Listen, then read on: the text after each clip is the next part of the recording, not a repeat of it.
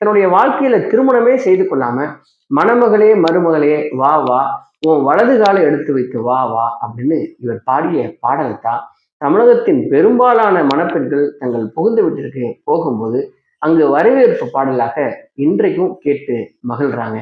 அறிஞர் அண்ணாவை பற்றி இவர் பாடிய எதையும் தாங்கும் இதயம் அப்படிங்கிற பாடலை கேட்ட எம்ஜிஆர், கலைஞர் அறிஞர் அண்ணாவை பிரிந்த துயரத்துல அந்த இடத்திலேயே கலங்கி கண்ணீர் விட்டு கதறி அழுதிருக்கிறாங்க. இந்த குரல் அப்படிப்பட்ட மகத்தான குரல். கோடிக்கணக்கான மக்களுக்கு ஒரு தனி மனுஷியோட குரல் பிடிக்குதுன்னா அதுக்கு காரணம் கண்டிப்பா நம்ம எல்லாம் மீறி ஒரு சக்தி தான் சொல்லணும். அந்த இறை சக்தி தான் என்னுடைய இசை சக்தியா இருக்கு.